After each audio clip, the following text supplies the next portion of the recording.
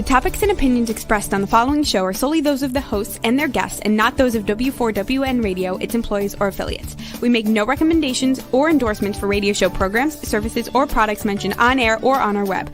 No liability, explicit or implied, shall be extended to W4WN Radio, its employees, or affiliates. Any questions or comments should be directed to those show hosts. Thank you for choosing W4WN Radio.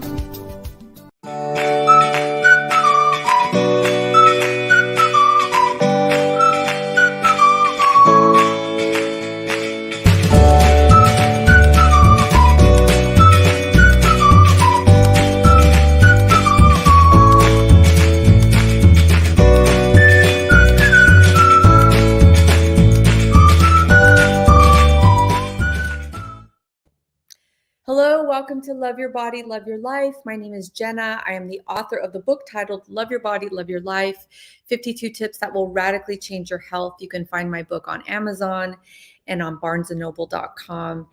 And today I have Tiara Thomas on my show. She's a coach, and we're going to be talking about a little bit of a touchy, sensitive subject around trauma bonding and narcissism. And everything that comes under the umbrella of this kind of relationship. So I want to bring her on right away. And so we can talk about how we're going to hold a space for this kind of a subject, because it's a little bit a sensitive subject. But we're just going to hold really, what do I want to say? Good space for this topic. So Tiara, welcome to the show.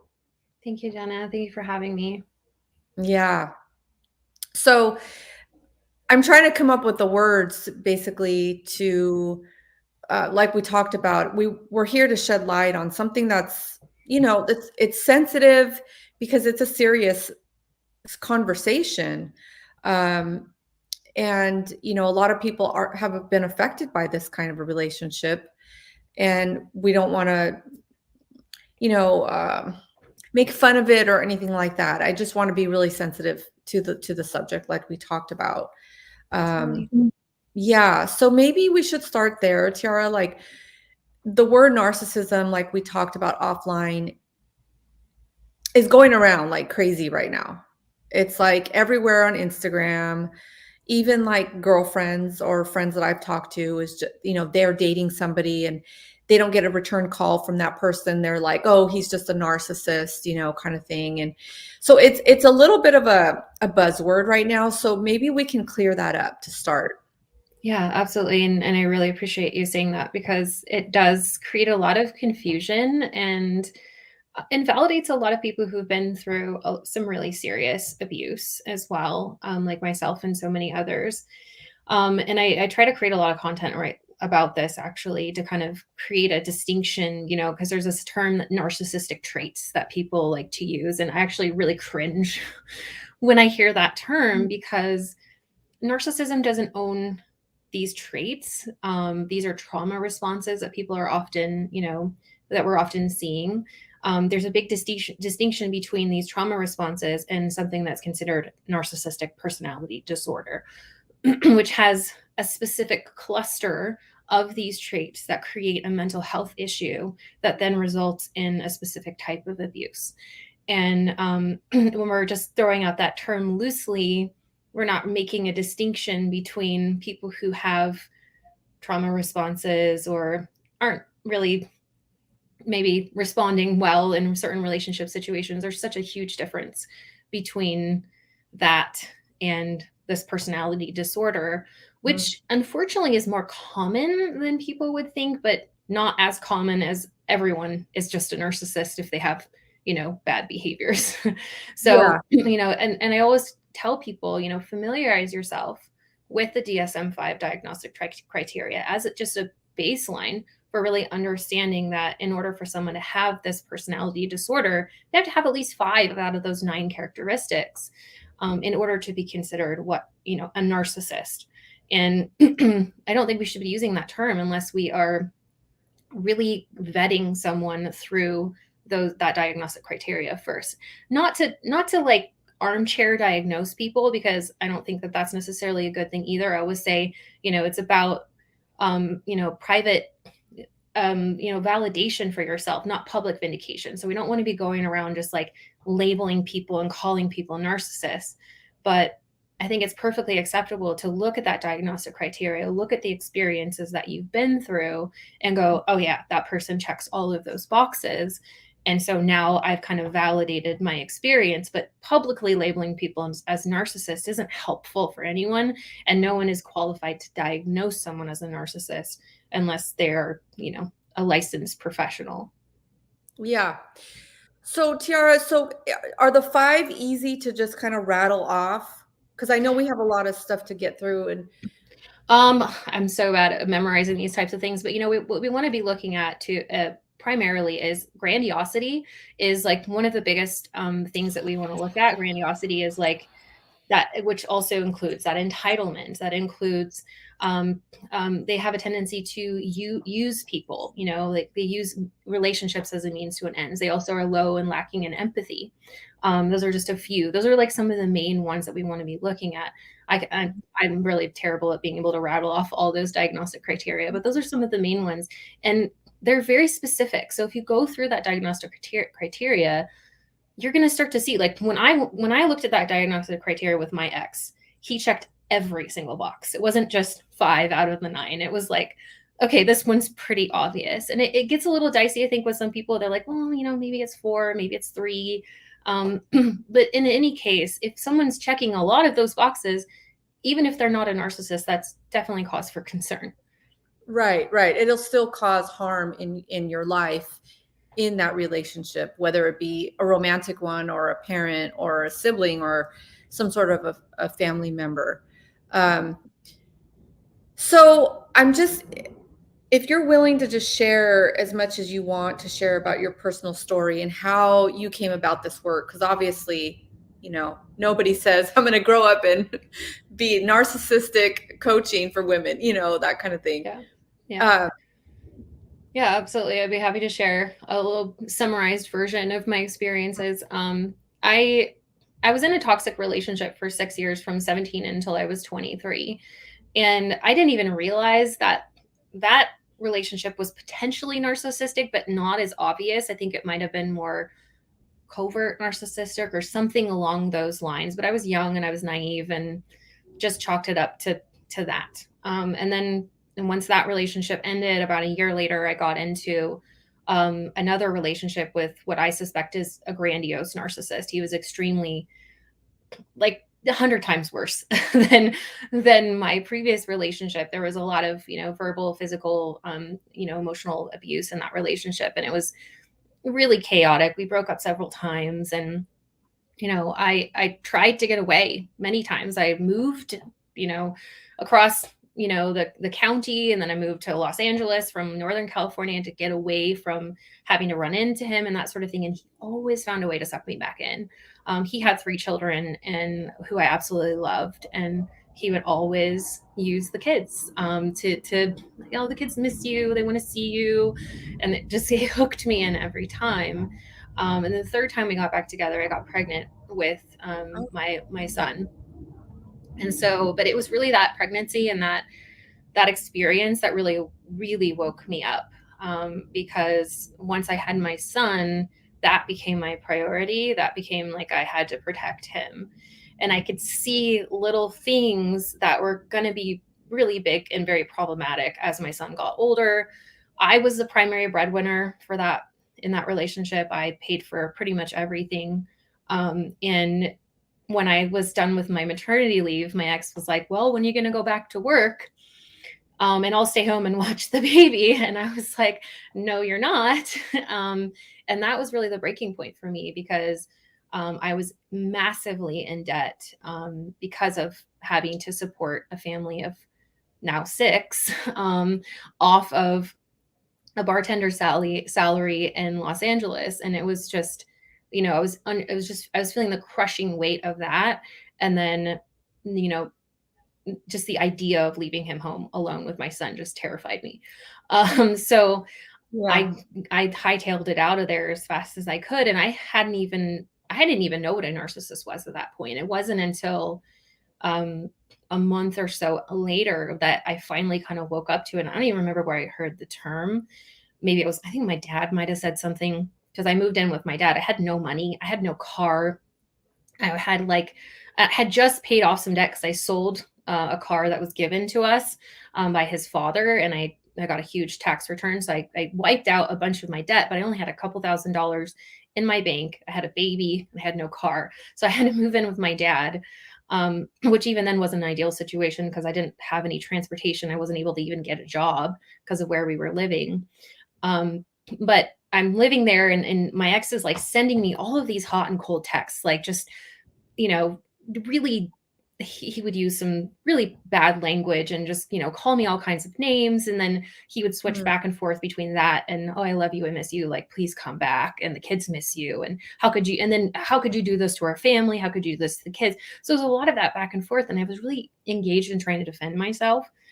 So I was in there combating everything that he was saying, like, oh, no, trying to convince him that I was a good person and that this was the best thing and that he had some responsibility in how things had been going. And I had this like pivotal moment where my dad goes, you don't have to respond to him, right? And I was like, oh, what a novel idea. I stopped responding, and the text messages continued exactly as they had before. Hot, cold, hot, cold, hot, cold, love, hate. And I was like, how interesting is that? I don't have to say a word. I don't have to engage in this. And none of the things I was doing to defend myself were obviously working. And yet he still continued with the same. And I was like, there's something wrong here, like for someone like this to be like this. And so I started setting boundaries. I started, kind of testing the waters. And he basically didn't want anything to do with our son unless I was present, which I thought was interesting. That he was using like our son as a way to kind of manipulate me. And so then I really started going down that rabbit hole of narcissism. I started joining a bunch of support forums and that sort of thing, and posting my story and getting a lot of validation. And I learned a lot during that period. And so I was able to put in some boundaries, and I filed for custody, and I was able to get full custody of my son, actually, because fortunately, he didn't show up for court because I filed in Northern California. I had moved from Southern to Northern, and there was a 400-mile distance between us, and he made all kinds of threats, but then he didn't even show up to court to fight. So I got lucky there, and you'd think that that would be like my kind of upward swing story, but unfortunately, that's not how it worked. I learned all this stuff about narcissism, but did I keep dating narcissists? I sure did. Because even with that knowledge base, even like understanding what narcissism was, understanding all of the red flags, I still had this, these unhealed wounds within myself that were just manifesting in me really minimizing my needs and like just placating these guys that I was dating. And so I had at least 3 more relationships. I don't know if they were narcissists. We didn't date long enough for me to find out, but there was definitely a lot of really toxic behavior very early on in those relationships. And it wasn't until the 3rd one that I was like, whoa, this is a pattern here. I'm obviously not just a victim. I'm creating this. Like there's something that I am doing, because even like the 3rd one, I could see right in the middle of it how emotionally unavailable he was, how he didn't really care at all what I actually needed. I was going out of my way as a single mother of a 2-year-old to visit him and to spend time with him and to do things on his terms. And I'm just like, why am I doing this? And I could see it so clearly. And I could even almost have this out of body experience, like watching myself minimize my own needs. And by the end of that relationship, I got really depressed because I was like, God, like, why do I keep doing this to myself? But in the midst of that, I was like, well, wait a second. Like, if I'm creating this, then can't I create something different? And I was like, I have a fundamental belief that I don't deserve better. So can I change that belief? Like, what would happen if I did? If I changed that belief to I'm good enough and I do deserve better, wouldn't that be reflected in my life? Wouldn't that be reflected in my relationship? So that was like the moment that I kind of created this like quest basically to figure it out. I was like, I have to learn to love myself. Like that is fundamental. Like if I don't learn to love myself, then obviously it's going to keep manifesting in these relationships, and I've got to change what I believe. And then that kind of took me down the rabbit hole of, well, how do you change a belief? Where is it coming from? What can I do to completely change who I am fundamentally, so that will be reflected in my relationships? It's a lot. Yeah. I can relate. I'm not going to go into my stories, but I can relate to you. So congratulations, first of all, for realizing and then having the courage to actually do the work, right? Because that's where the real testing comes, because it's like it's an everyday unknown territory, as the way I see it. And it takes a lot of courage to actually do the inner work. Yeah. So congratulations. So what did you, because I want to get into the belief system and, even say 3 things that you learned to change that mindset, because, I'm assuming, and maybe I shouldn't assume, that these beliefs came at a young age, right? Oh, absolutely. So the inner child work had to be there. I'm thinking, and that is like, that's totally changing the brain chemistry. Yes. So what maybe you can say 3 things, or the top thing that you want to talk about that you can share. Absolutely. So basically everything that I learned, I ended up turning into a framework that I use with my clients now, because I realized that there was kind of a step-by-step process that I took myself through, that I didn't even realize that that's what I was doing. But number one, I had to educate myself, not on narcissism, because I had already done that. I'd already fully saturated myself on information on narcissism. What I had to do was really get curious about myself. So I had to learn, this is the educational part, a foundational, where is this coming from? Where do beliefs come from? And then when I started asking those questions, it took me down the rabbit hole of developmental processes and how the brain works, and where what trauma is, and how trauma impacts us, and how it affects our perceptions as children, and all of those things, like light bulbs started going off in my head. And one of the things that I did almost right up front is, and this really carried me through, was I made a challenge for myself, and I committed to doing 100 days of live videos on Facebook every single day on self-love. And because I was like, well, how am I going to learn to love myself? Well, I've got to figure it out, because I don't really know what that means. And I was like, what if and I just got a notebook out, and I just started writing, and all this stuff. And I had all these different topics. And at first I was really nervous, because I'd never gone live on Facebook. And even though I only had 1 person on the lives every time, because I had 200 followers. And it was just, and I was reading from a script for the first week. I'd write it all out, and then I would, just do one of those kind of things. And then, which I just threw out the window about a week. I'm like, I don't need to do that. I know, I'm just talking about stuff that I'm excited about. And there was something that happened. There was some magic that happened in that. And I didn't realize what I was doing until later. And I started understanding kind of the neuroscience behind it. But consistency is such a huge part of making change. And when you can do something new that you've never done before, and you can challenge yourself, and you can get uncomfortable, that's a big part of it. Facing discomfort is such a huge part of rewiring your brain and showing your system, building self-trust and that sort of thing. So I think I only missed 2 days out of that 100. And I just was so consistent in showing up for myself, and actually exploring these topics, and actually implementing them, and learning new things. And that was a huge part of it. So, learning and education, being really, really consistent. And then the last piece was the trauma work. Really just diving into the inner child stuff. I did various workshops. I did, different coaching immersions. And then later I became trained as an NLP practitioner, which was really helpful with the belief systems and hypnosis and that sort of thing. But then from there, that was a stepping stone to the work that I do now, which is the somatic work and brain spotting, which has been hugely transformational for me as well. And in fact, I don't even really do much of the NLP work anymore, because I just fully immersed myself into this, and doing brain spotting, even just during my trainings.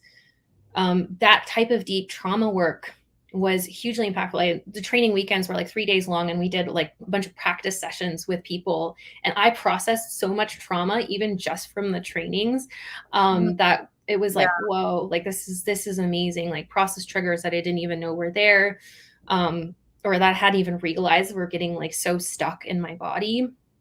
And so, this is why I talk to people all the time. Like, you got to do the trauma work. Like, you've got to, face the things from your childhood. And I combine brain spotting now with like inner child work and parts work and that sort of thing. But really healing that inner child was at the core. And in fact, it was a workshop that I did. I went on this like personal development retreat. And this was right before I had this epiphany, actually. We were doing some sort of guided meditation, and it dropped me back into a memory from childhood that I didn't even realize was traumatic. Mm-hmm. And that opened the floodgates for so many things. And it was that particular memory that I did a lot of work around, the self-love work and all that things, like talking to my inner child and that sort of thing. So the inner child work is part of that trauma work, and it's extremely important. It's so interesting. I mean, it's so it's crazy how the brain can just totally forget, like totally forget, because in that moment when you're 5 or 8 or whatever, it's like you got to survive. And it's like the trap door. It's like that trap door. It's like the memory is going to go and it's going to be trapped down. Yeah. And you're not going to want to remember that because it's so traumatic. Yeah. And again, like I applaud you, Tiara, for doing this. Did you have a coach? Did you have guidance? Or did you do this all on your own? I mean, I kind of did at different phases. I had a hypnotherapist for a while. I've hired various coaches to do like little immersions and things like that. But I haven't had like any like really overarching support. A lot of the things that I do, I've really just kind of like pieced together from all these different experiences. I mean, I've done ayahuasca, I've done, yoga retreats and trainings, and, I've done a lot of different things, and like all of those things that I've done, I've just kind of like gathered them together and then, utilize that for, the basis of what I do. Wow. Like, wow. That is like, because I know for me, I've done so much inner child work, and it's a daily thing. It doesn't go away. And I think that's one thing that I was naive about, because I thought, okay, I'm done. Like at one point I thought, okay, I'm done. Like I healed what I needed to do. Like I'm good. But then it's like these triggers, it's like you get triggered so easily. I mean, the good thing is that I'm aware of my triggers, and I'm aware. I watch myself, like you say, like my eyes are like looking down at me and my actions, and why did I do that? And I wonder what, I'm always curious and self-reflecting. But I've had somebody along the way to help me through all of this. So I know for me, I could not do it by myself. I'm just too introverted, and I keep everything in. It's like I need to talk to somebody. It's like I need that reflection, like to remind me of, no, this is what's really going on, and give me a different perspective. So I totally applaud you. That's a lot. Yeah, I couldn't always afford to get, long-term health. In fact, I remember back in the day, like just putting self-help stuff on a credit card because I knew that I needed help desperately. And, just I'm like, whatever, like I'll pay it off when I feel better about myself, because if I feel better about myself, then I'll be able to, get out of this rut that I'm in and be more successful in my life. I worked as a server for 10 years, in hospitality, and it just, that career alone was killing me in a lot of ways because I hated it so much. I was really good at it. I made a ton of money, but it was a go nowhere, type of job. And it was like, so a lot of this stuff that I was doing, I was like, I knew that it's not just with relationships, when you work on all these things, you start to find your passion, you start to find your purpose, you really like hone in on really who you are and what you have to offer. And I knew I had so much more to offer than just like serving wine and great food. And I was, one part of the job that I did like is I got to talk to a lot of people, and it really got me out of my shell in a lot of ways, because I was very, very sheltered as a child and lived in a very small community. And so it kind of got me out of my shell. But yeah, I wasn't able to get that consistent support. I wish that I had. And so this is one of the reasons why I try to offer, that for people to kind of give back. Yeah. Let's kind of switch it up and get into the mindset of somebody that has issues and needs to heal and needs to do their own work, meaning somebody that is kind of on that borderline of narcissist. First of all, I think I'm always curious to get your opinion or somebody else's opinion on, do you feel like they kind of know that they have a mental disorder, that they have disordered thinking? Or do you feel like they're born with it? Like, what's your opinion on that? Well, from the current research, and what we understand about this disorder is it's environment that causes it. It's, there are genetic predispositions that cause sensitivities in children that make them more susceptible to perceiving things a certain way, because trauma is all about perception. So if you're born with a certain sensitivity and you're kind of filtering life through that lens, you're going to have more, opportunities to be traumatized, right? But in the right environment, someone is not going to become a narcissist unless they have specific things that are occurring. Now, we don't know what exactly those things are, and it's so unique to every single individual. And there's so many little factors, but, it's not just family, it's socioeconomic things. There's, there's culture, there's religion, there's like so many other factors that can factor into someone having, ending up with this type of mental health disorder. And a big part of this disorder is a lack of self-awareness, and really distorted thinking. Like, they have a lot of cognitive distortions. And so, their mind, and it's funny because I've done several interviews with this one diagnosed narcissist who's self-aware, and she always provides some really great insight into the disorder itself. And she says that when it comes to the way that they think, like, it's just all mental gymnastics. Like, everything they're doing is like justifying this and doing that, and it comes down to that grandiosity, because what ends up happening is somewhere in their childhood, they decided that they were never going to be inadequate in any way. Like, they were going to be perfect, and they were going to be this kind of false version of themselves. So they created this like false persona. And she told me this happened for her. She remembers when that happened, when she was around 5 years old. Wow. So yeah, very early on, she decided that she was never going to be that loser anymore that she felt like she was, because she was dealing with a lot of public humiliation in her family and things like that. And so she's like, I'm never going to be that loser anymore. I'm going to be this version of myself. But in order to maintain that grandiose version of themselves, you can imagine that when reality is trying to like slap them across the face and say, that's not who you really are. You are an imperfect human being, and you make mistakes and you do bad things sometimes, right? But for them, there's no gray area, right? There's no middle ground. They're either really good or they're really bad. And they really try to lean more towards the I'm just good and I'm, everything's great. And so they lie to themselves a lot. They're really, they convince themselves of their superiority and the fact that they don't do anything wrong. A lot of them do know that they are different in some way, but they don't necessarily see that as a bad thing. A lot of narcissistic individuals can even be self-aware and see their narcissism as a positive thing. Like, they're superior. They're more, they can turn off their empathy. They can do whatever they want, right? They don't have to have the same moral code as everyone else. And then there's some that are fully aware and they're really ashamed of it. So they try to push it aside and like, no, I'm not that. So there's a wide spectrum, but more than anything, these individuals they have a form of psychosis, really, where their reality is extremely distorted.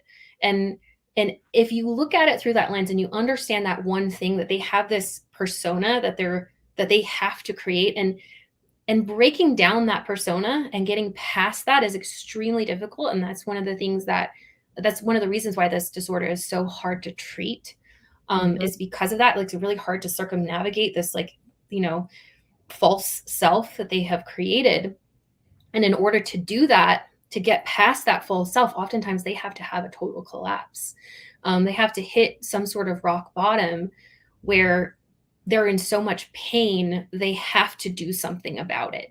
Now, even then, sometimes they don't. Sometimes they still stay in this woe is me victim mentality, and then they just kind of crawl their way out of it and look for more enablers to kind of build up that false self again. So it's complex. It's a really complex disorder, but when you understand these principles about how they operate and kind of how their mind works and how everything that they do, the term narcissistic supply, which is that validation seeking that they do, is they're using other people, everything that's external, to prop up that false sense of self. And so anything that doesn't align with that reality that they're creating, they're going to reject, they're going to punish, they're going to get revenge, they're going to do a smear campaign, they're going to do anything that they can to protect that false sense of self. And so if you understand that, then you can basically unpack all of their behavior and learn not to take it personally too, because you can go, well, it's not me, I didn't do anything, that's just their perception of things. Yeah. So what I've read, Tiara, is there's just a lot of shame that's underneath all of that persona, that big persona. And it's so sad to me, because it's like when you know somebody and they are vulnerable with their imperfections, it's like that's when you fall in love with them, you know?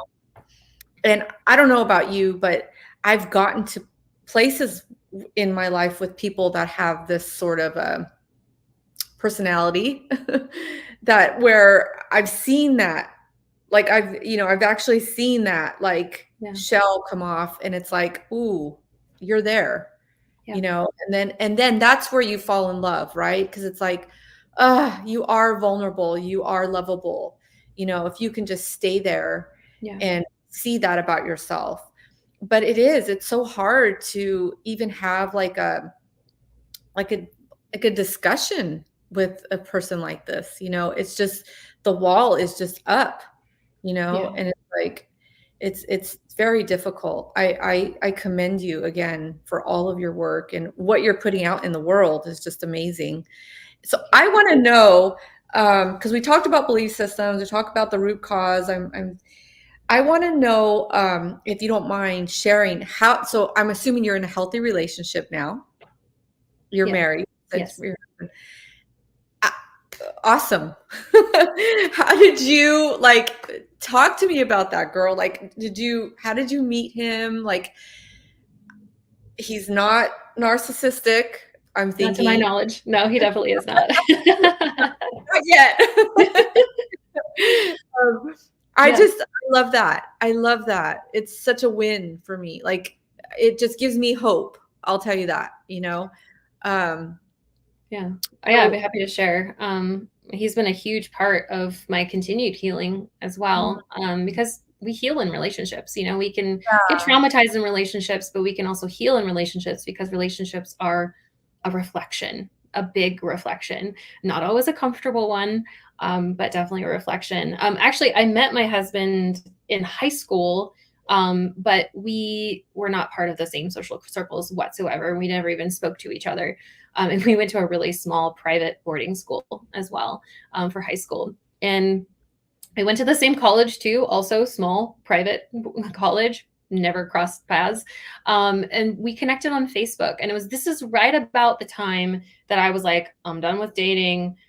I've dated enough narcissists, and I need to be celibate and, just take some time for myself. So this is when my self-love journey started, is kind of when he entered the picture. We connected through Facebook, and, he would come and hang out, but we were just friends. I didn't know that he had a crush on me. He hid it pretty well. And I was just like, oh, what a nice guy. I totally friend zoned him right away. He was not my type at all. I was into the really tall, really muscular, douchey kind of narcissistic, your typical, what you think of a narcissist would be. That's exactly what my type was. And he was not that at all. So we were just hanging out frequently. I really trusted him. And it wasn't until about 10 months later, when I was like, oh, this guy's really nice. And he like took me out to dinner with my son, and he accidentally dropped the receipt for the dinner like in the back of my car, and I found it the next day, and I was like, if he didn't like me, he would not have spent that much money on this dinner, because it was like a really expensive dinner, and I had no idea because I didn't pay for it. So I was just like, I think he likes me. There must be something here. And so, I was like, I don't even know how to flirt. I feel so awkward. Like I don't, but we ended up together because Northern California fires happened like right after this. And we got evacuated. Well, I got evacuated from my apartment. And my job, like I couldn't even get to my job. So our restaurant was closed for like a week.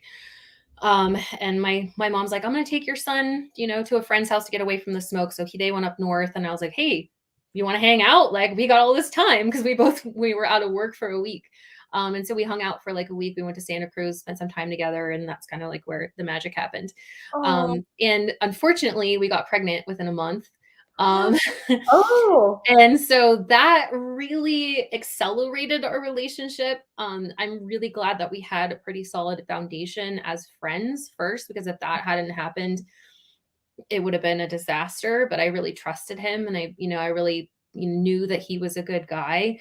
And he wouldn't abandon me or anything like that. So, we went forward with pregnancy. And our relationship has not been easy. Like me getting pregnant was a huge trigger for him that he hid from me for a really long time. And then it came out later in a relationship, a lot of resentment and things like that. Cause he was like, well, you just steamrolled me. He's like, I didn't know what to do. And I was like, we're pregnant and this is happening.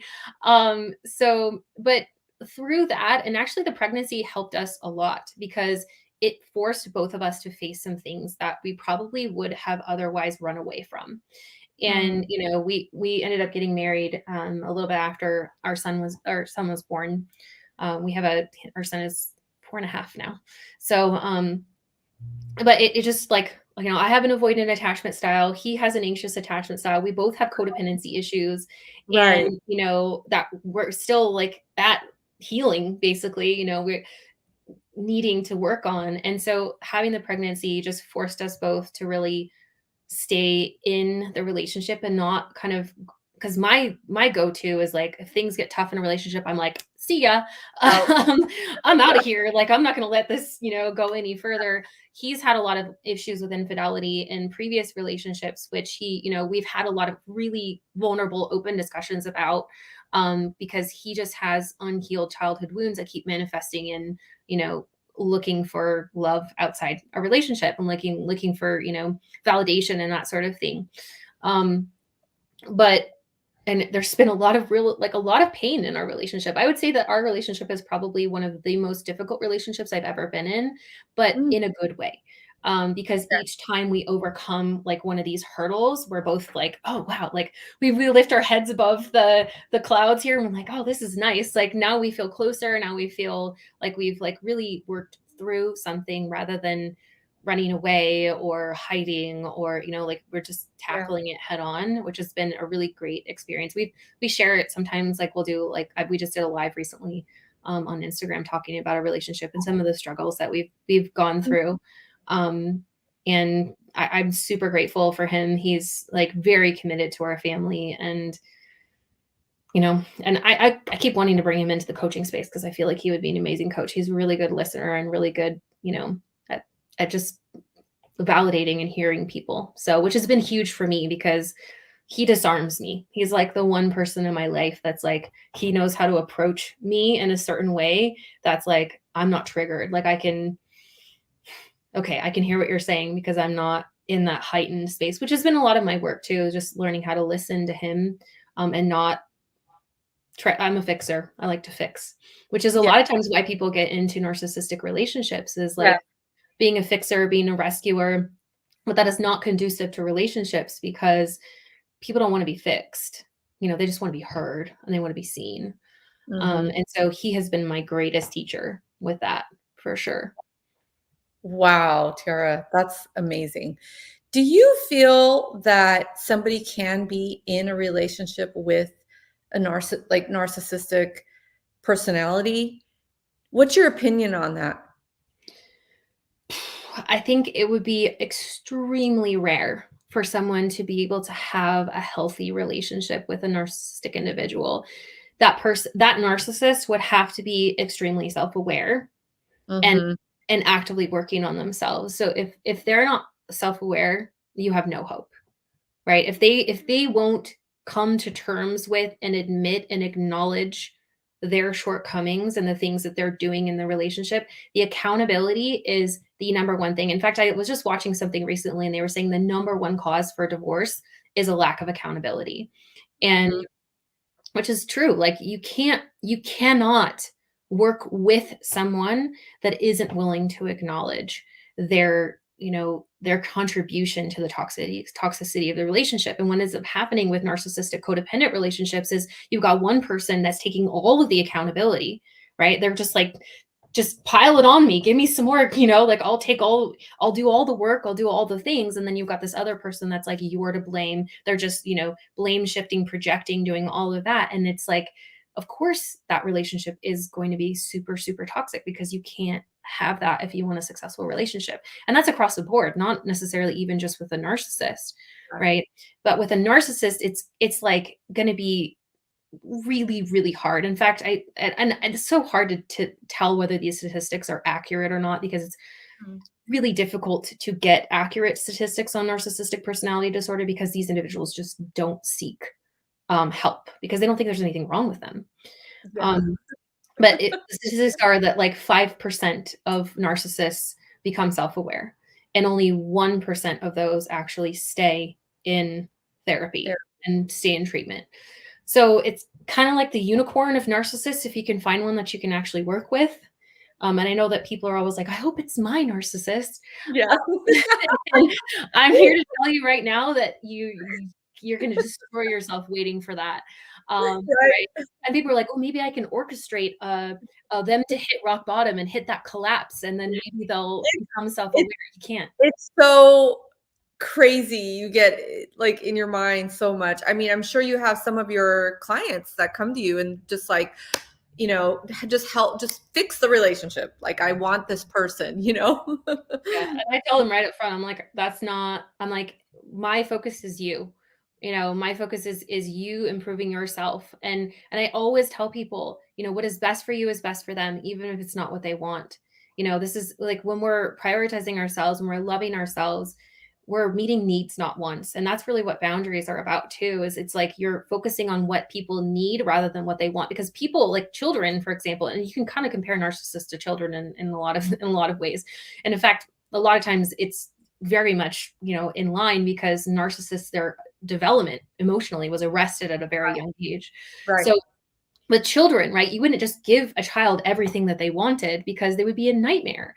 Like you have to have boundaries at some point with a child, like, parameters of what they can do and what they can't do, and things like that, because that's what's good for the child. It's healthy for the child to have boundaries and have expectations. Same thing with an adult, right? It's not healthy for you to just be constantly giving them everything that they want all the time, just to placate them and make them happy. Both of you are going to end up miserable. They're going to end up resenting you even. So it's so important to focus on prioritizing what you need. And when you meet your own needs, sometimes, it's going to butt heads with someone like that, but that's exactly what they need. And most of the time, what I see is that the ultimate boundary is to break, go no contact, or at least, if you're co-parenting, really, really disengage from that person, because that's a direct consequence of their behavior, which they need to feel, right? They need to feel the discomfort of that boundary and that consequence of their behavior. Not that it's actually going to cause them to change, but at least you're giving them the opportunity to feel that discomfort. Right. Yeah. It's hard. It's hard if anybody's out there listening, it's a tough one to do. Especially if you're married or if you have a child and you really care, because as empathetic people, it's like you care for that person. And that's the most frustrating thing that I've come across, is that actually like believing and accepting that they don't think the same way. They don't care for you in the same way. And it's just so hard to accept that, because it's like you don't understand that. But it's true. It's Yeah. the hard truth, you know? Yeah, I think I see a lot of people making the mistake of assuming that other people think and feel and act the way that they do and have the same value systems. That's another form of projection when we're projecting the way that we feel, the way that we think, and the way that we believe onto other people, instead of looking at their actions and looking at the things that they're doing and going, that's a marker for how they think and feel versus what I would like them to think and feel. Yes. It's really important to, not lie to yourself about those Yeah. things and really take that information that you're seeing as an indicator of what that person is actually capable of. Yeah. Uh, it's so hard. I really feel for somebody that is in a relationship like that or just getting out of one. One tip for somebody that's just getting out of one. I know it's like it's like this feeling that Yeah. Absolutely. Well, one of the things that was really, really helpful for me when I was leaving the relationship and I was in that state of, I was feeling a lot of guilt for leaving. So much guilt. Guilt was one of the things that really kept me engaging with my ex because I felt responsible for him. I felt responsible for his kids. I felt, guilty for leaving and taking his son. There's just the guilt was crushing me. And other people might be struggling with self-doubt or confusion or, even anger and resentment and that sort of thing. But the one thing that was really, really helpful for me was being a part of a community, like really engaging with others that have been through what I've been through and Mm, going, oh, this isn't just isolated to me. This isn't like, I'm not just, I'm not creating this. This is something that just happens across the board. And there's a pathology and there's like this narcissistic abuse cycle. And there's like all these mm, terms and all these things that like, wow. And then just reading other people's experiences. Like I joined several, back in the day before Facebook groups were like really even a thing, like support forums and stuff like that had like different threads. And, I could share my story and people would comment online and tell me all the things I was doing wrong. Some of them were a little harsh, but probably needed to hear, and like all the mistakes that I was making and all the thought processes that I was going through. And it was so validating to go, oh yeah, it was like a reality check. Like I was constantly getting these reality checks from these other people that had been through it before, and were kind of showing me the ropes a little bit, yeah. because I was so fresh to the idea and trying to sort out all the confusion, and that probably saved me in a lot of ways. Mm-hmm. Definitely. Support for sure. Yeah. Number one. Yeah. Validation. It's the validation, right? Like that you're not crazy, that you're not just like right? Yeah. Yes. Tiara, what do you do daily for yourself and your mental health? Is there something that you have, a ritual or anything? Yeah, I try to be really consistent with somatic work. And there's a really simple somatic exercise that I teach all of my clients, that I include in my courses and everything. And it's really, really simple. It's not hard to do, but it's basically just sitting with my emotions, locating them in my body and just taking like even 3 to 5 minutes a day. That's all the time that I have to just sit with that. And because it's facing our discomfort that will help move the needle forward. It's escaping our discomfort that keeps us stuck in so many things. And so basically it's like a meditation that I do, that's focused more somatically on, my internal sensations and emotions and that sort of thing. Mhm. Being able to listen to your body. Yeah. Yeah. Awesome. Well, we have like 2 minutes left, so I want you to plug in where everybody can find you, or if they can email you or send them to a website or talk about a coaching program, whatever you want to plug in for people so they can work with you if they need to. Thank you. Yeah. So you'll find most of my content and my work, at the Self-Love Method on, Instagram. That's kind of like my primary hub. I have a website that's in development, but if you go to the selflovemethod.coach, it'll probably just take you to the website for my course that I offer. And I've got, a group coaching immersion that I'm launching just in the next couple of weeks. That's going to be starting, which is my absolute favorite way to support my clients because I get to walk them through my framework. They get to be part of that community aspect of validation and all those things. And I get to utilize a lot of my tools, brain spotting, that sort of thing. We do a lot of trauma work. in the course. And so if anyone's interested in joining that, you can just go to my Facebook page, sorry, my Instagram page, The Self-Love Method, and just DM me the word compassion if you're interested in checking that out. It'll take you to the website. It's a long URL, so I don't want to tell you that. But if you just go to my DMs, just type in the word compassion, and it'll trigger an automation that has all the information about that course. It's really fun. It's for women only. I do a men's group as well, which I'm in the process of starting this week. But for any men out there, I'll be doing another one in August for men as well. Awesome. Thank you so much. And congratulations on your healthy, awesome relationship now. Thank you. And all the work that you've done. I really do definitely give you kudos, Tiara. It's not easy. I know this. So congratulations. And thank you again for being on the show and shedding light. Thank you for having me. It's been fun. Yay. Stay backstage and I'll say goodbye to you. Okay. Sounds good. So Tiara Thomas, the Self-Love Method on Instagram, go to her and find her if you need any coaching around narcissism. If you feel like you've been in a narcissistic relationship, romantic with a boss, a family member, anything like that. So I hope you enjoyed the show. And until next time, my name is Jenna, and love your body and love your life. Take care.